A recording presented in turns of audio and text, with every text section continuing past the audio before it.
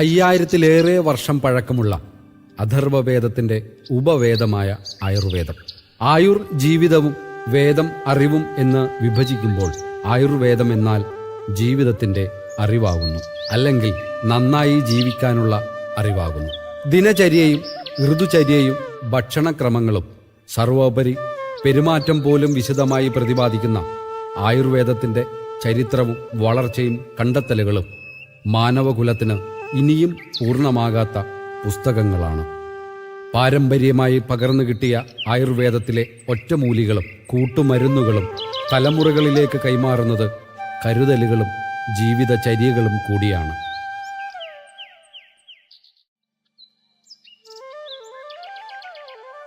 ഏകദേശം 400 വർഷങ്ങൾക്ക് മുമ്പ് വൈദ്യൻ മുസ്ലിയാർ എന്നറിയപ്പെട്ടിരുന്ന റസാഖ് വൈദ്യൻ മുസ്ലിയാർ ആരംഭിച്ച ആയുർവേദത്തിന്റെ അറിവനുഭവങ്ങൾ തലമുറകളിലേക്ക് കൈമാറുമ്പോൾ അദ്ദേഹം ചിന്തിച്ചിരുന്നത് വരും തലമുറയുടെ ചിട്ടയായ ജീവിതക്രമവും അതുവഴി സാമൂഹ്യ പ്രതിബദ്ധതയുള്ള ഒരു ജനതയുമായിരിക്കും. അബ്ദുൾ റസാഖ് വൈദ്യൻ മുസ്ലിയാരിൽ നിന്ന് കുഞ്ഞുമരക്കാർ വൈദ്യനിലേക്കും പരീദ് വൈദ്യനിലേക്കും പിന്നീട് അബൂബക്കർ വൈദ്യൻ മുസ്ലിയാരിലേക്കും പകർന്നു വന്നത് അക്ഷരാർത്ഥത്തിൽ ആയുർവേദത്തിന്റെ നേരറിവുകളും ജീവിതചര്യകളുടെ പരമാർത്ഥ പ്രയോഗങ്ങളുമാണ്. ഈ ലക്ഷ്യത്തിന്റെ പുതുതലമുറയിലെ കണ്ണിയാണ് മുഹമ്മദ് അലി ശിഹാബ്.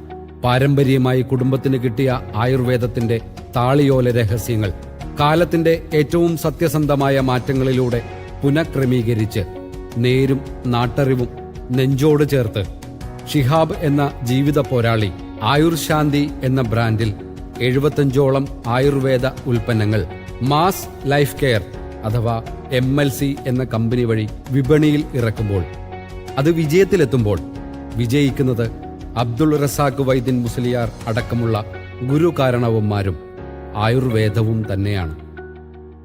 ഏതൊരു കഥയിലെയും നായികയെ പോലെ തന്നെ ഷജീറ എന്ന ഷിഹാബിന്റെ ഭാര്യ നായകന്റെ ഒപ്പമുണ്ട്.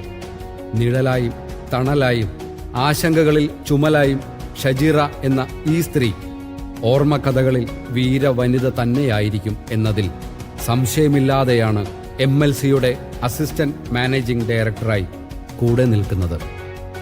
ലോകവും കാലവും ഇങ്ങനെ തന്നെയാണ്.